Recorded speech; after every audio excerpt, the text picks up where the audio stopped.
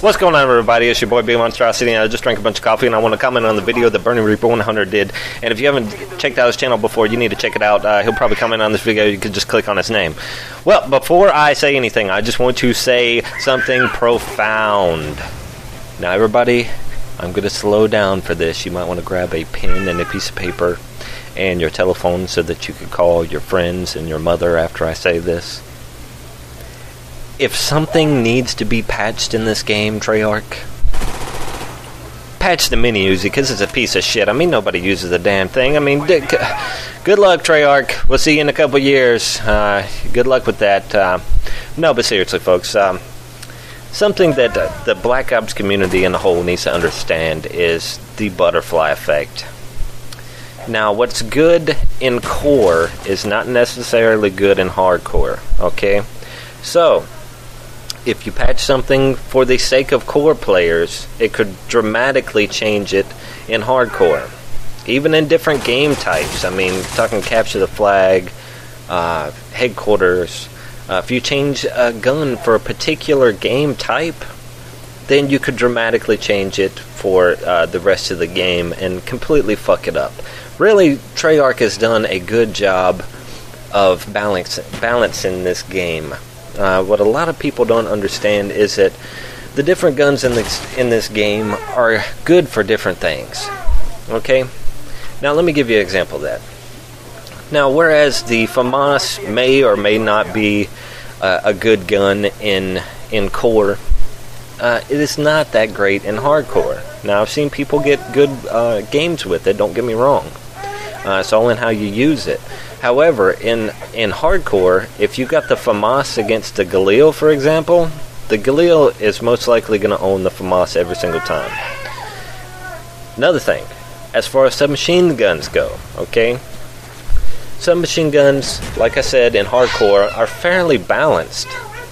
And yes, this is a dual commentary with my daughter. She's going to put in her 2 cents whenever she feels the need. But people just need to understand that the submachine guns are good for different circumstances. Like, for example, the Uzi. The best way to use an Uzi is to run up to a trash can, put it in the trash can, and pick up someone else's weapon. Okay? The best way to use a Mac 11 is to stay in confined spaces. Like, for example, inside of houses, the places that you don't really want to be with an assault rifle. You got to be up inside in people's faces. You know, even the Scorpion is really useful in these situations, okay? You don't want to be running out in the open with the Scorpion. However, if you're inside of buildings, you can't fuck with it.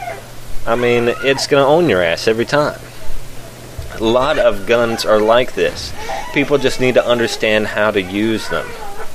Another thing, certain guns cater to people's playing style. Okay, so when you're talking about the AK-74U, it is a real wide open type of gun. It caters to a lot of people's playing style. Alright, that's the reason it's used very often. A gun like the Mac 11, for example, you have to be a person that really likes to run and gun, be up in people's faces in order to do well with it. So that gun is built for that. You know, it's like a difference between a sniper and a submachine gunner. You know, a sniper doesn't want to be up in people's faces. Whereas a submachine gunner, you know, wants to be all over the map, like I am in this game. Like I said, Treyarch's done a damn good job with balance in this game. I think that people bitch too much, is what I think. You know, a lot of people getting owned by the AK-47 or AK-74 because it's a popular gun. That's all there is to it. People like playing with it. That's it. You know? Does it mean that it's better than the other guns? No. It doesn't at all. It's just how you play with it. Now, you could say, oh no, the AK-74U is the best submachine gun in the game. It could be. But what happens when you run up against a Galil with it? You get your ass handed to you. You know? It just all depends on the situation. Okay? You know, like the KIPARIS right here. And that's another thing. When you patch the AK-74, what's going to happen? You know, people are going to start using the KIPARIS. People are going to bitch about the KIPARIS. You know, there's always going to be coffee. There's always going to be people bitching about something. So we have to draw the line in the sand someplace. I mean, go out there, and you know what? Another thing, okay? When you're experienced at a Call of Duty game, what happens a lot of the time is that you'll actually go out and you'll try to use a gun that is not very popular, or a gun that people say is not good at all, with the exception of the Uzi, because nobody could use that piece of shit. But you'll actually go out and try to use a gun that is not very common at all, and do well with it. Now, this doesn't mean that the gun is a piece of shit. It's just going against the grain of the community.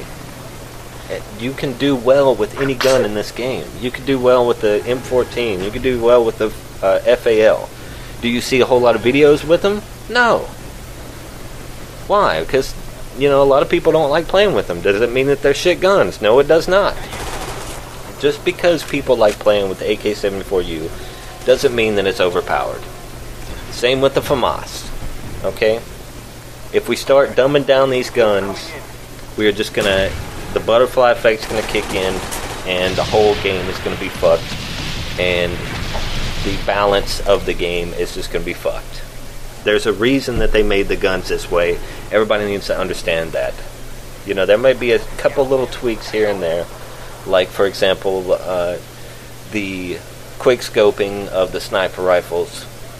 I don't know where the hell they were going with that, or, you know, I don't know why they would patch the quick scoping in the first place. That didn't make very much sense, but as a general rule, they know what the hell they're doing, so just let them do it, okay? I mean, if you don't believe that they know what they're doing, look at Modern Warfare 2 and how ridiculously unbalanced that game was. You know, now, I know that this doesn't, you know, this has its faults itself, but when you're talking about the perks and the guns and all this stuff, I mean, it's a pretty damn good balanced game, and I'm pretty happy with it. If they just put the Modern Warfare 2 engine on this son of a bitch, I mean, damn, I'd be playing it for probably after Modern Warfare 3 came out. But yeah, I just want to put in my 2 cents. And good God, people. Are we ever going to get a point where we're satisfied with this game? To certain people, I think not. You know, they end up patching the 74U, then they'll move on from that, and they end up patching every damn thing on the game to where, you know, you're gonna have all kinds of pissed off people. So just leave it alone, play it, figure out how to utilize the stuff that's in the game, and leave it the hell alone. But that's about all I got to say. Appreciate you listening to me. Like, subscribe, and we'll check you guys later.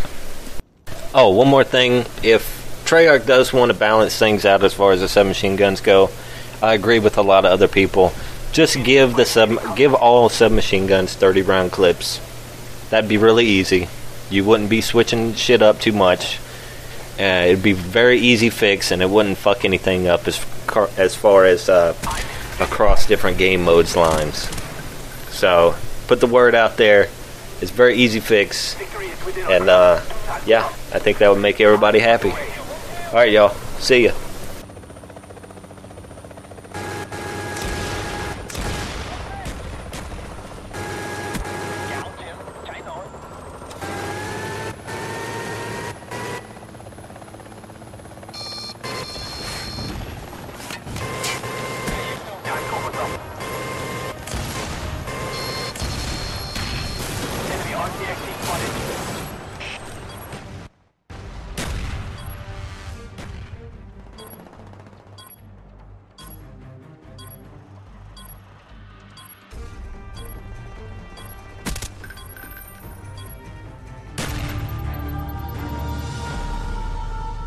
Shown the defeat